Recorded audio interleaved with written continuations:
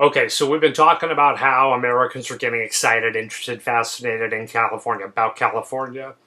I just talked about Richard Henry Dana and his book 2 Years Before the Mast, and etc., but I need to get into this a little bit more.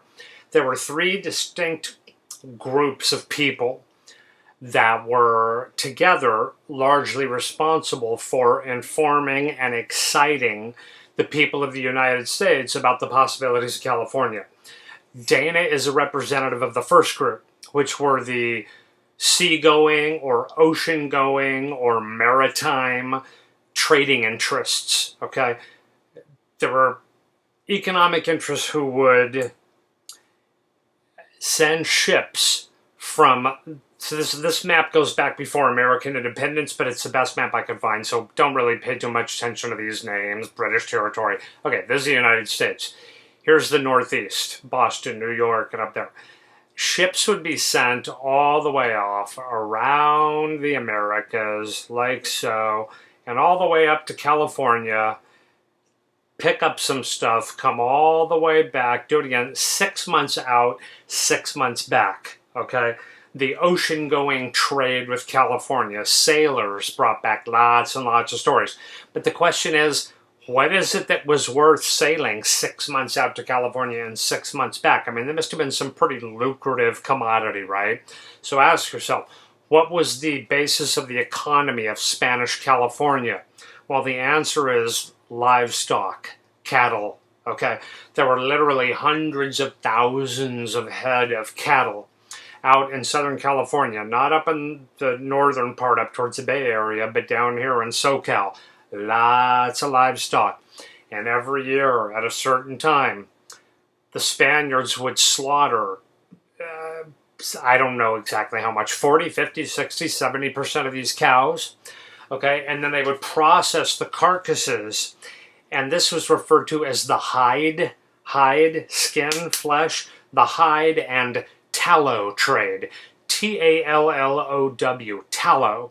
Now, you may have never heard this word before. Tallow is animal fat. Okay? So the animal skin and the animal fat, cowhide and cow fat trade. Okay? By the time the American merchants would get out there, there would be all these cow skins, leather. They'd been scraped, the interior sides of all the goo and everything, dried, and then rolled up like carpets in a way. Big leather carpets, okay? And this leather would be taken back to the factories of New England and turned into leather jackets and leather boots and leather belts and leather whips for marital aids, whatever, leather. Okay, now what about the tallow? Animal fat. What do they want all this cow fat for? Literally millions of gallons, maybe hundreds of thousands of gallons, certainly, of cow fat. What would they do with it? Take it back to the factories of New England, and they would use it to make soap and candles. It was basically, the soap and candles were like 95% made of animal fat. I know that's like the grossest thing imaginable, but this is not the soap and candles that you would get at the 19th century version of Bed Bath & Beyond, okay? This was soap and candles for poor people, mixed with a few various chemicals to make them, so to make soap out of the animal fat, or to make the candles were simpler because they just shape it in a mold, stick a wick in it, and it would burn and the animal fat would melt. Mixed with chemicals, it made a kind of wax, right? A primitive kind of candle. There was enormous money to be made here. Okay, so again, the sailors would go out, the sailors would come back, and they would tell stories, lots and lots of stories about the things that they had seen in California, right? The climate, the soil, the people, all that groovy stuff. Next group were the overland pioneers, the people who left from this part of the United States or on the Mississippi River and went west, okay, along these trails and etc. In fact, I just made a mistake. The second group is not the overland pioneers, pardon me. The second group are the mountain men, okay? The mountain men were the guys that discovered these trails, okay? They were guys from Illinois or Indiana or Ohio or Kentucky, maybe Missouri. They grew up, they had the spirit of wanderlust, a sense of adventure in their heart. They knew that out here on the Rocky Mountains, there were gazillions of beavers, okay? And all you had to do to make a ton of money was travel up one of these rivers, okay, across the prairie, the Great Plains, into the Rocky Mountains, kill yourself a bunch of beavers, skin them. As you were doing this over the course of about a year, you had to defend yourself from Indians, grizzly bears, and all kinds of other things. You had to survive. Then you would bring the skins back down the rivers into places like Fort Kearny, Fort Leavenworth, but more importantly, St. Joseph, Independence, or even St. Louis, Missouri. You would sell these beaver furs, or pelts as they were called. They would be made into hats and coats and muffs and all kinds of interesting things. Very, very warm. Okay, the bottom line is these guys also told stories. Okay, and what did they tell stories about? Well, they told stories about all the groovy things that they saw out there. But most importantly, they told stories about here's how you get from this part of the United States out across the damn prairies and over the darn mountains. And yeah, these are the guys that created the Mormon Trail. Okay, the Oregon Trail, the California Trail, the Santa Fe Trail, which becomes, in the second stage, the Spanish Trail, as it was called. These guys found the best ways to get out there and back, and the most important of them, when they came back here, they ended up talking to newspaper guys, and they drew maps, and they gave information. And so those newspapers would then disseminate that information across larger and larger areas of the United States. And so more and more people began to find out, oh, okay, you can sort of like drive out there, right? You can just go on one of those trails, and yeah, people got information about this. The mountain men were very, very important. These are some cool old paintings, I don't know the artist, but of mountain men back in the day wearing their buffalo skin outfits with the fringe, right? They always had the rock and gun and everything. Classic images. Jim Bridger, kind of the greatest of all the mountain men. He was the first white man to go to Yellowstone National Park, where he saw the big hot geyser spraying up in the air, and the hot springs and the sulfurous springs coming up, and the way it smelled and what the whole look of it came back into civilization. He told people, I found the gateway to hell. It's the doorway into Satan's domain. It smells like sulfur and brimstone, a hot fire spraying up out of the ground. And anyway, yeah, that's him, Jim Bridger. Maybe you guys saw the film The Revenant with Leonardo DiCaprio, right, playing Hugh Glass. Movie's based on a very famous, well, not very famous, but a true story about a guy named Hugh Glass who had some gnarly adventures, way gnarlier than the movie tells you. Believe me, read the book if you get the chance. Find the book. It's called Lord Grizzly. Fantastic. Absolutely fantastic. The best book you can read about Hugh Glass. Anyway, the third group was the group that I mentioned earlier, the overland pioneers, the people that heard about these trails, found out about these trails, read the newspaper, etc., and then they decided to take the trails and head out there into the West, whether it was Utah, where the Mormons primarily went to ultimately, but more importantly, were interested in the Columbia River Valley up here, and even more importantly than that, the San Francisco Bay, Sacramento region, California in general. That's our biggest focus of interest. Now, how did they do this? What did they do? Did they walk? Did they hitchhike? No. They took covered wagons, right? They took these wagons, they put these big hoops over them, covered them with canvas, filled them up, right? Put Ma and the youngins and Aunt Sadie and Uncle Fester and Grandma and Grandpa and Spot the dog and all their worldly belongings, packed them into the covered wagons, and they went out those trails and tried to make it out west. The Western, as a genre of film, is in a lot of ways the most important genre in the history of film, or particularly of American movies. You go back to the earliest American movies, and they are about the covered wagon. The cowards never started, the weak died on the way, right? Or The Big Trail. The most important picture ever produced, right? Big deal. Right after silent pictures came to an end, all talking. Fox Pictures, right, starring John Wayne. This was John Wayne's very first big movie, okay? So the covered wagons are a big deal, right? These big long wagon trains. You can see it stretching all the way back into the distance. The covered wagons were such a big deal that they continue to be used to this day to advertise things, whether it's ammunition, this is back in the 1920s, or there used to be a big fried chicken franchise in California. There's only a couple of them left now, but it's called Pioneer Chicken. I found this old image of the sign on the internet, and it never occurred to me when I was a kid, but now as an adult, I'm looking at this, and I'm saying to myself, why is there like an Italian pizza chef driving the covered wagon with a big fried chicken? Like what is that? I don't even know. I did as much research on the internet as I could. I don't know why that guy was on there. Very peculiar. But anyway, Pioneer Chicken, Pioneer Ammunition, man, right?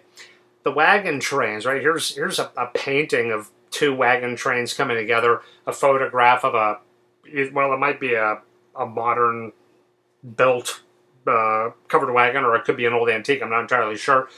But this image here, no, not this one, although this is a famous painting by Albert Bierstadt, the premier painter of Western scenes, called the Oregon Trail. You can see right here, it says "For Oregon" on the side of the covered wagon. But more importantly, well, hang on, a couple of cool photos, right, of wagon trains. You can see that. I really want to show you this right here, okay? Here's a diagram of exactly what went on with a wagon train in terms of how it was constructed and so on and so forth, with the brake lever and this, that, and the whatever. And you either had horses, even mules. The best things were oxen, if you could afford a couple of 2 or 4 oxen, plural. That was the maximum great thing, because an ox is much, much stronger than a horse and much more durable, and they can live on a lot less food and water, right? But what people would do is you would bring your covered wagon and you would try to show up like in March or April, either in St. Louis, Springfield, Independence, St. Joseph, or Nauvoo, okay? And around March or April, more people would show up with their covered wagons, and more people. It would be like this here, this big painting, all these people. You see the town in the background because they're just heading out. What you wouldn't do, let me put it a different way, you did not go out on the trail by yourself, okay, unless you had rocks in your head, or with 2 wagons or 3. You went with 30 wagons or 40 wagons, 50 wagons. What you really wanted to go with, and often what did happen, was you had 100 or 120, 30, 40, 150 wagons, a big long train of wagons, because the more wagons you had, the more people you had, and the more people you had, the more men you had with guns. And this meant that you could create better security, right, for the group as a whole. You could deal with Indian attacks more effectively than if you were, a smaller group. There's strength in numbers, right? At night, they would take the wagons and they would circle them around like this, and that way, during the evening, they could make campfires in here, and everybody could be more or less safe, and they'd keep up a picket of sentries around the outside to make sure Indians didn't sneak in, burn, rape, pillage, or sometimes Indians just came and stole stuff out of the wagons. But still, the bottom line is you wanted a big group. The other thing that's really interesting is that before the wagon trains really set out, what they would do is they would cross the Mississippi and get just out of the United States of America under the law of the Constitution, and they would get into the territories or the frontier, where they were technically not directly under the authority anymore of the United States government. And then they would stop and they would have elections. The wagon train would elect a president and a vice president, a treasurer, a quartermaster, somebody to keep track of all their supplies, because everything was kind of shared around so that they could all take care of each other. As they went further and further out on the trail with their new government, so many people wrote about this. We know that it was just like this. When they got further and further out into what is now Nebraska and Colorado, closer and closer to the mountains, you would see all kinds of furniture and trunks full of belongings thrown off to the sides of the trails. Because the further they went, the more they realized they just couldn't take as much stuff. It was just too much weight. It was wearing down the animals too much when they didn't have as much water for longer and longer stretches. It was very difficult. They had laws, you know, when they had the elections, they would write a constitution, and one of the most important laws was no stealing. If anybody's food was the big thing. If anybody steals food from the wagon train, from the group, then they will be exiled. If you were caught stealing, your wagon was cut out of the train went along without you. When the end of the train went by, there were 5 or 6 guys there with guns, and they'd look. Now remember, you don't move from this spot for 2 days, because you're not following us, you're behind us. And if we see you in our tail lights, man, or in our rear view mirror, right, we're going to come back and we're going to shoot you dead. You stole from us, you endangered all of our well-being. Don't move for 48 hours. Good luck. And off they go. So this was this tremendous adventure. Some wagon trains wouldn't make it. Some of them partially made it. Some of them would split up at this point or at this point, right? Half of them going off to Oregon, half of them going off to California. But the bottom line is that all of them, whether it was in the Oregon country or the Washington territory, or whether it was in California, they wrote letters about how fantastic it was, about the land, about the fertility, about the climate, about everything. You know, everything was great. Great, great, great, great. They wrote letters. And they sent those letters either on ships, trading vessels along the coast, and those ships would go out, down, all the way around, all the way back up either to New Orleans or to the East Coast, and the mail would get sent to wherever it was supposed to go.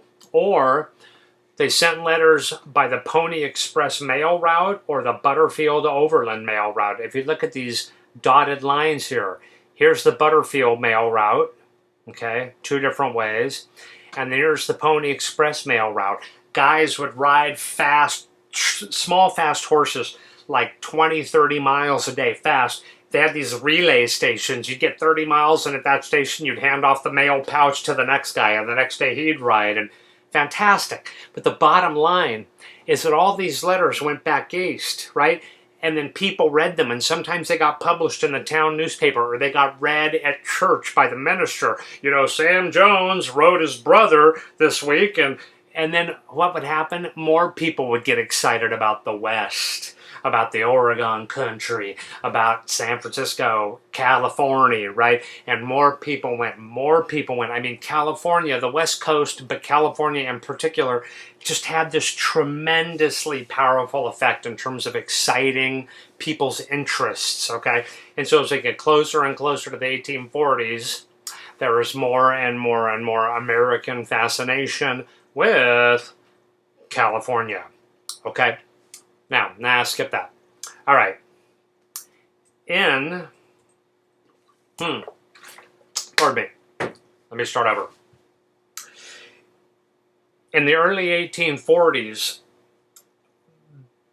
there was a group, not a group like a club, like they were all members or whatever, but there was a number of wealthy and powerful and influential Americans, okay? Men in manufacturing, railroad men, political leaders, bankers, okay? And when they would have lunches and meet here and there, and I'm talking about groups of men in New York and Boston and Washington and Baltimore and Philadelphia, you know, they would talk about the appeal of California, the attraction of California.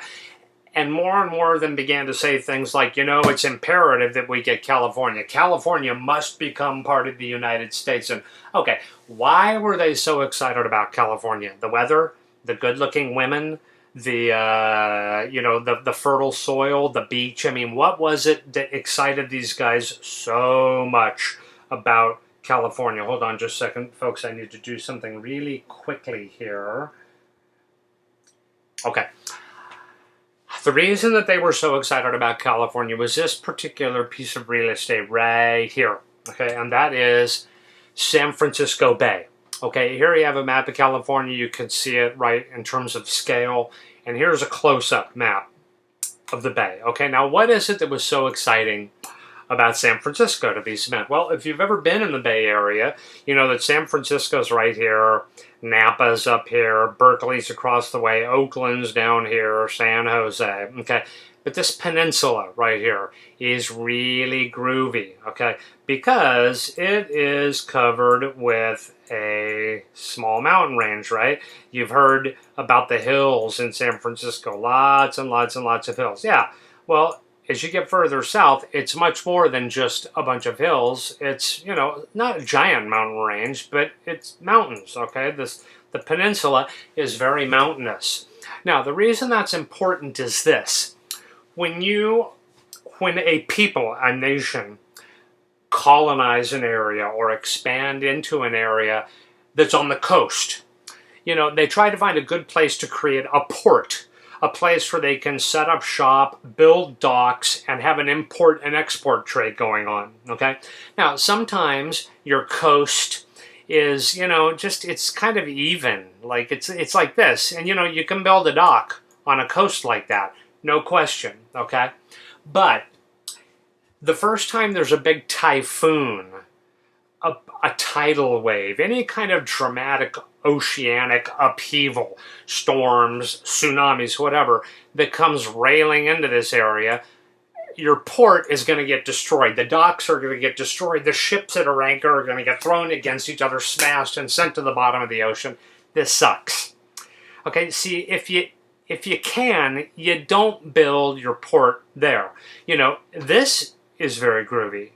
Okay, just down here below Monterey, Santa Cruz down in there. You know, this is a nice bay. Okay, very good. Good, much better than this. Because if you've got docks in here and the storm comes, well, this creates some protection. The water in here is not going to be as rough as the water out here. Okay?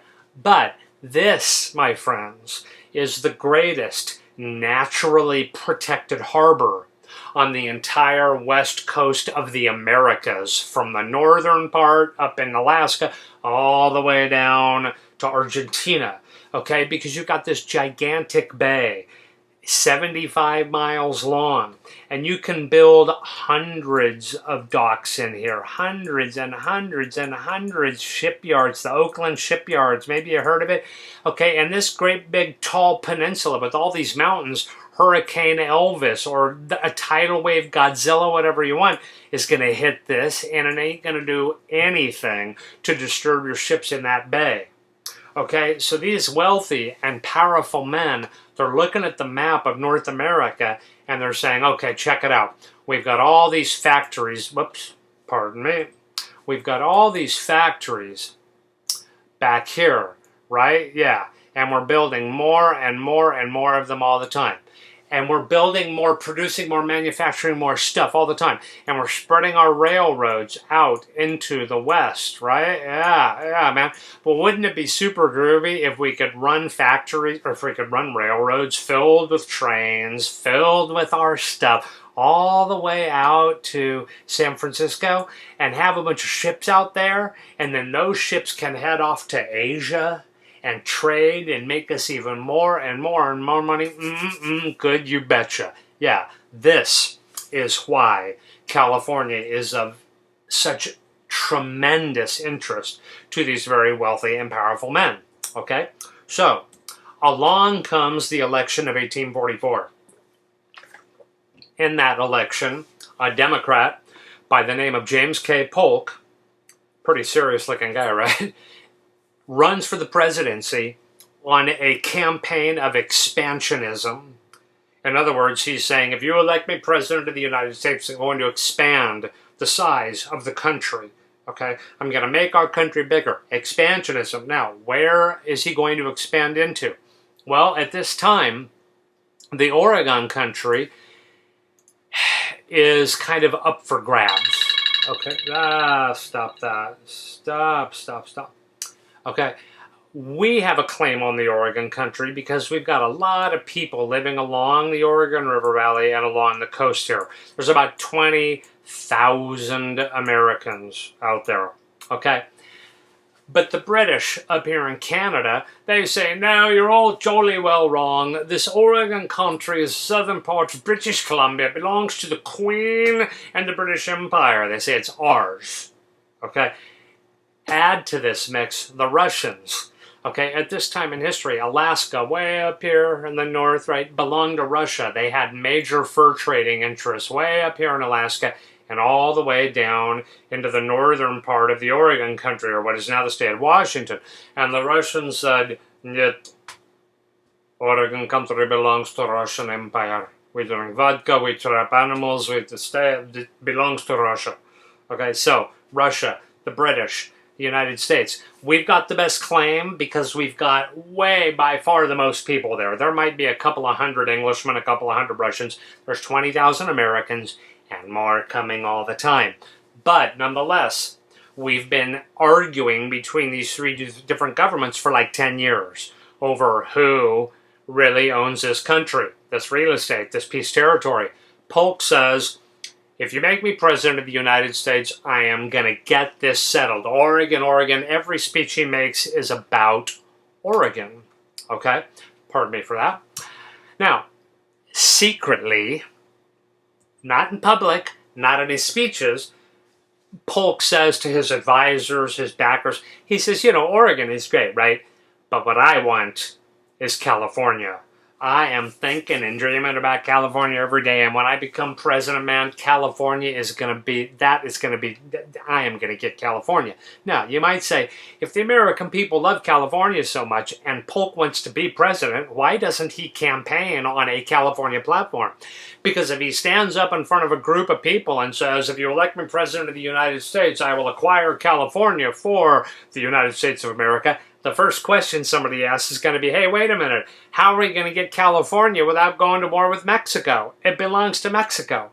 And the problem is Polk doesn't have an answer for that. Well, he does, and the answer is go to war with Mexico.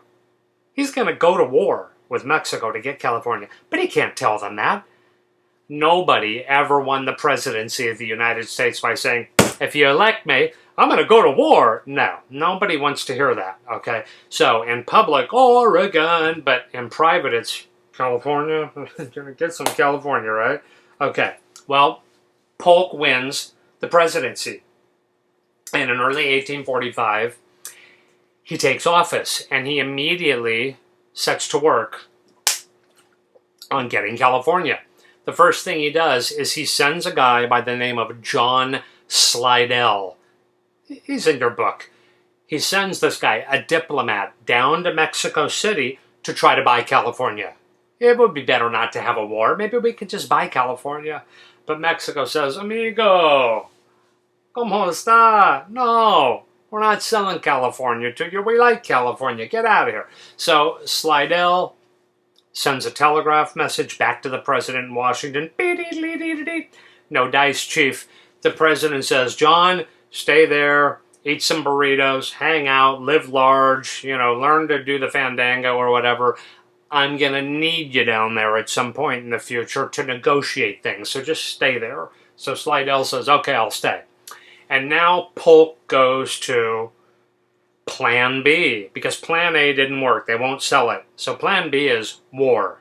Okay, now, if you look at this map, guys, here's Texas. Here's the coast. Here is the Rio Grande, okay? The Rio, major river, which today is the boundary between the United States and Mexico, right? Here's the bottom of Texas, and here's the top of Tamaulipas and Nuevo Leon and Coahuila. Okay. Remember that in 1836, Texas became an independent nation. In 1845, not long after Polk becomes president, Texas became part of the United States, a state. At that point, the U.S. government and the Mexican government got their heads together and tried to sort out, well, where exactly is the southern boundary anyway? Where's the bottom of Texas, meaning where's the bottom of the United States, and where's the top of Mexico? Well, the Mexican government says, compadres, we were here way before you, more than 100 years, and we know the answer to this question. The bottom of Tejas was always here. See this here, guys? The Nueces River? That was historically the southern boundary of the region known as Tejas. Okay, so from Mexico's point of view, Mexico goes to here, and the United States goes to here. Okay? Now, the United States government don't dig this. The United States government's saying, no, guys, that's not going to work. Okay? The Rio Grande is going to be the international boundary line. That's the logical boundary between our two countries. The Nueces is a little piddling river. The Rio is an enormous river, and it's always best to have a great big river dividing two countries. So we think it's here. So they're arguing about this. Now, I might say, well, what's the big deal, really? I mean, the United States is already grabbing this enormous piece of land that used to be Mexico's. Do they really need this other smaller southern part as well? It's not this land that matters. It's that river that matters, okay? Now, just a quick 1-minute lesson in international politics. Oceans do not belong to anybody. Seas, like the Mediterranean Sea or the Caspian Sea or the Black Sea, they don't belong to anybody. They're what are called international bodies of water. Great big lakes that form the boundaries between two countries, like the Great Lakes between the U.S. and Canada, they don't belong to either country. Those lakes belong to both of us, okay? A river that runs into a country and goes nowhere else, like the Mississippi in our country, belongs to the United States. A river that runs through several countries, like the Nile in Africa, goes down through Egypt, down through Sudan, down into Uganda. The pieces of the river in each country belong to that country. When a river is the boundary line between two countries, it is considered to be an international body of water, which means nobody owns it. Okay, now, if the Nueces is the boundary line, that's the international body of water, but then the Rio Grande is a Mexican river. The United States government doesn't want that. They want the Rio Grande to be a river for both of our countries. They want it to be the international boundary line, because if you look at this map, guys, starting at the coast, Brownsville, Matamoros, Olmito, San Benito, Mercedes, McAllen, Reynosa, Rio Grande City, Camargo, Zapata, San Ignacio, Laredo, Nuevo Laredo, okay, and a lot of small towns that don't even show up, and more of them up into here because the Rio goes way up outside of this screen. Guys, there's lots of trade opportunities on this river, and lots of American money to be made on that river. If Mexico owns that river, then American merchants will have to pay a heavy tax to access the trade on that river. But if it's an international boundary line, it won't cost American merchants anything. That's why the United States wants that river to be the boundary. Now, I told you that we've been arguing about it for a long time. And Mexico, nervous, because they know that we're land hungry, Mexico has sent troops up here. There are Mexican troops on the southern border of the Nueces to prevent a possible invasion of American troops. As soon as the United States heard that Mexico had troops here, they sent troops to occupy the northern boundary, concerned that the Mexicans might invade and try to reconquer Texas. So you got two armies, not giant armies, but like 1,000 guys here, and 1,000 guys, or 2,000 or something. An American army, a Mexican army, looking at each other. They can see each other. The river's not that wide. Good morning, buenos dias, amigos. Right back at you, Jose, or whatever, right? There's these guys, two armies across the river. Now, in charge of the American army is a general by the name of Zachary Taylor, who had a very groovy nickname. They called him Old Rough and Ready, because he was tough, because he liked to fight, because when he was a young guy in the army, when he was just a private, he picked fights all the time. He liked to tussle, wrestle, get down in the dirt, and, he would have been a great MMA guy in the 21st century, okay? Anyway, Zachary Taylor is in charge of those troops. So, Polk sends a telegraph message to Zachary Taylor at the Nueces. And he says, General Taylor, I need you to pick a fight with the Mexicans. Can you do this? And Zachary Taylor says, can do, Chief. And so, bright and early one morning, the United States military started firing artillery shells across the river into the Mexican camp. The Mexicans fired back. Men died on both sides. Fire, explosion, blood and guts. Now, General Taylor goes back to the telegraph machine and sends his message to the president. It's very official. The Mexicans have attacked us on American soil. American blood has been shed, etc. The president, what? I am shocked and outraged. Goes down to Congress and asks for Congress to declare war upon Mexico for having attacked American soldiers on American soil. Conveniently, of course, leaving out the part where he actually started the fight. Now, at this time, there are two political parties. Only two. The Democrats and the Whigs. Polk is a Democrat. The Democrats are the party of the South. The Democrats are the party of the slave interests. The Whigs are the Northern Party.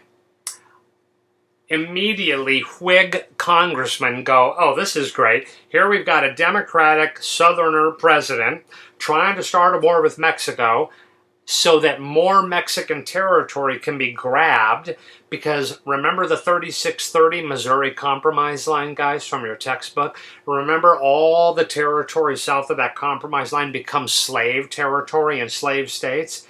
The Northerners are looking at this and they're saying, this is nothing more than some kind of manufactured war. We don't know exactly how it's been done, but he's trying to manufacture a war just to get territory for slavery and for the South. And the Democrats say, it ain't nothing like that. You're all barking up the wrong tree. The Northerners, the Whigs say, yeah, we know exactly what it is, whatever. The bottom line is they vote, and the vote is almost exactly Democrats, yes for war, Whigs, no. The vote goes for war. It's a very narrow victory, okay, in favor of war. And again, it's almost exactly split between Southerners and Democrats, yes, Northerners and Whigs, no. But okay, not precisely, but it's very close. So, the Mexican-American War is now a thing. It is going to happen.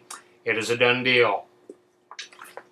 April of 1846, the Mexican-American War is underway. It's going to last 2 years, interestingly, almost exactly 2 years, until April of 1848. The end result is going to be awesome for the United States and really a giant-sized drag for Mexico. And in the fourth part of the lecture, we will cover that war and its consequences.